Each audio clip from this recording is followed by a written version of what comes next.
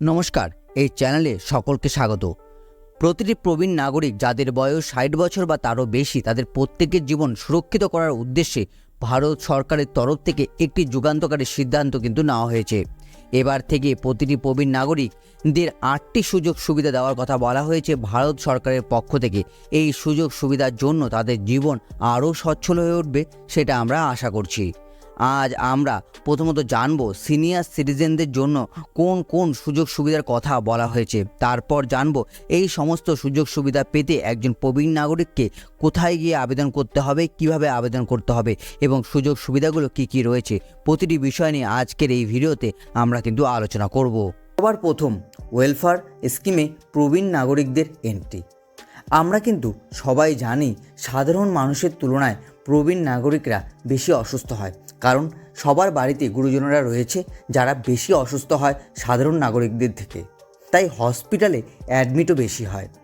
এই সব কথা মাথায় রেখেই কিন্তু ন্যাশনাল ইন্স্যুরেন্স কোম্পানির পক্ষ থেকে প্রবীণ নাগরিক অর্থাৎ যাদের বয়স ৬০ বা তারও বেশি, তাদের সকলের জন্য বরিষ্ঠ মেডিক্লেম ঘোষণা করা হয়েছে।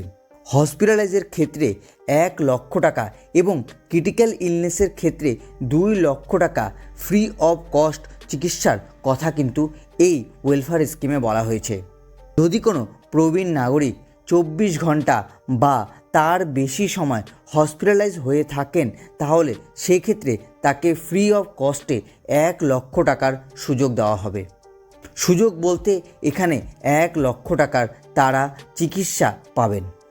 প্রবীণ নাগরিক যদি কোনো ক্রিটিক্যাল ইলনেসে শিকার হন, যেরকম ধরুন হার্টের সমস্যা, কিডনির সমস্যা, এই ক্ষেত্রে ২ লক্ষ টাকার ক্রিটিক্যাল ইন্স্যুরেন্স প্রোভাইড করা হবে বরিষ্ঠ মেডিক্লেমের আন্ডারে। এই সুযোগ সুবিধা কিন্তু আপনারা পাবেন যদি আপনাদের বয়স ৬০ বছরের উপরে হয়ে থাকে। যদি আপনাদের বয়স ৬০ বছরের উপরে হয়ে থাকে তবে এই সুযোগ নিতে কিন্তু আপনারা ভুলবেন না। এরপর চলে আসি ব্যাংকিং ফেসিলিটি। আমরা সবাই জানি সাধারণ নাগরিকদের ক্ষেত্রে প্রবীণ নাগরিকরা বেশিরভাগ স্কিমেই 0.50% বেশি ইন্টারেস্ট পেয়ে থাকে। যদি আপনারা বর্তমান সময়ে এফডি বা অন্যান্য স্কিমে যদি দেখেন, তাহলে দেখবেন 0.50% বেশি ইন্টারেস্ট দেওয়া হয় প্রবীণ নাগরিকদের, এবং কোনো কোনো স্কিমে এরকমও রয়েছে 1% বা 2%ও বেশি ইন্টারেস্ট কিন্তু প্রদান করে থাকে। এখন হাই ইন্টারেস্টের পাশাপাশি একজন প্রবীণ নাগরিক ডোর স্টেপ ব্যাংকিং পরিষেবার জন্যও কিন্তু অ্যাপ্লাই করতে পারবেন। কি এই ডোর স্টেপ ব্যাংকিং? সেই ক্ষেত্রে প্রবীণ নাগরিকদের বয়স হতে হবে 70 বা তার বেশি। ৬০ বছর হলে কিন্তু আপনারা এই সুযোগটা পাবেন না।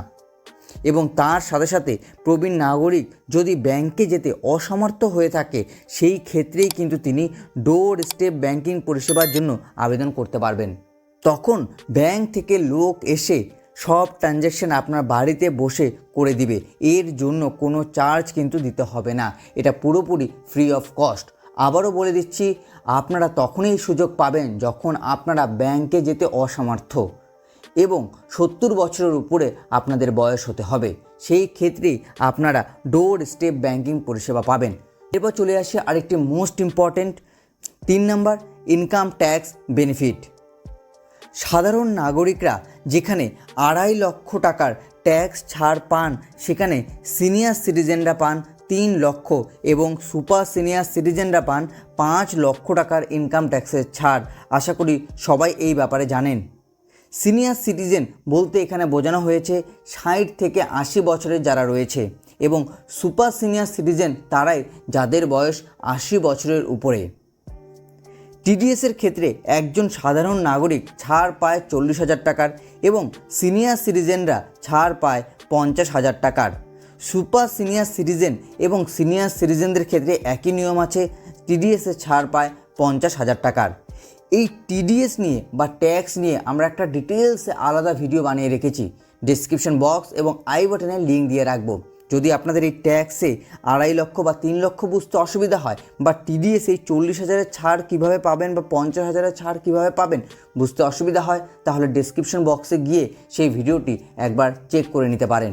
চিপার রেলওয়ে টিকিট। প্রবীণ নাগরিকদের জন্য যে কোনো মেল বা এক্সপ্রেস ট্রেনে 40 থেকে 50% পর্যন্ত টিকিট মূল্যে ছাড় দেওয়া হবে যেটা বলা হচ্ছে। এই ছাড় কিন্তু আগেও দেওয়া হতো। করোনা কালের পর থেকে এই ছাড় বন্ধ করে সিনিয়রদের জন্য কনফার্ম টিকিট দেওয়া হতো, কিন্তু বর্তমানে বলা হচ্ছে যে আবার আগের মতো সিনিয়র সিটিজেনদের ক্ষেত্রে 40 থেকে 50% টিকিটে ছাড় দেওয়া হবে। এই যে ছাড়টা আপনারা পাবেন সেটা কিন্তু তৎকালীন টিকিটের ক্ষেত্রে প্রবীণ নাগরিকরা এই ফেসিলিটি পাবে না।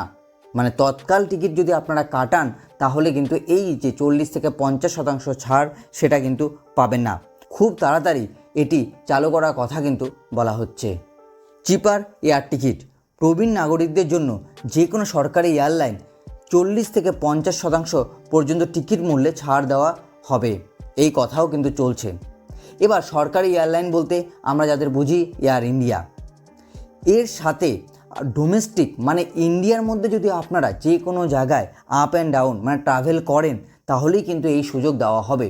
ডোমেস্টিকের বাইরে মানে ইন্টারন্যাশনাল কিন্তু আপনারা এই সুযোগটা পাবেন না।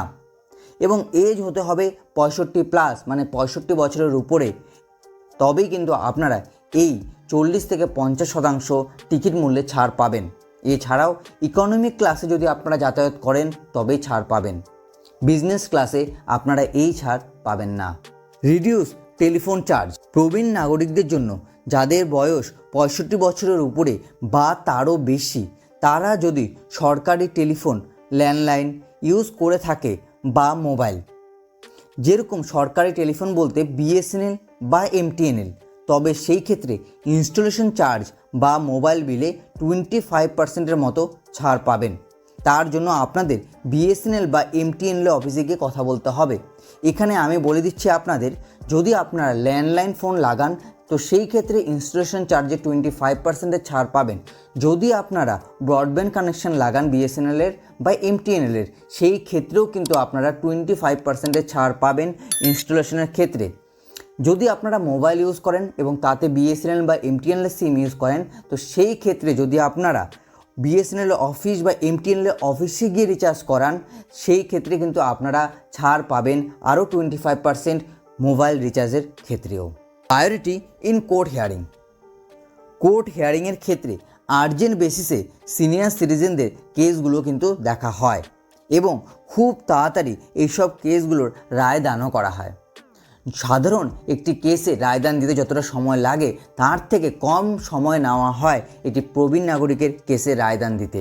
ইজিয়ার পাসপোর্ট ফেসিলিটি, পাসপোর্ট আবেদন এবং প্রদানের ক্ষেত্রে সিনিয়র সিটিজেনদের অধিক সুবিধা দেওয়া হয়।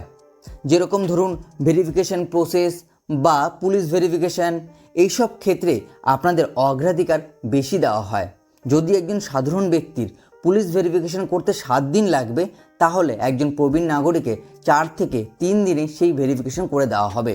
এবং যখন আপনারা পাসপোর্ট অ্যাপ্লাই করবেন এবং আপনারা যখন যাবেন পাসপোর্ট অফিসে সেই ক্ষেত্রেও প্রবীণ নাগরিকদের আগে কাজ করানো হয়।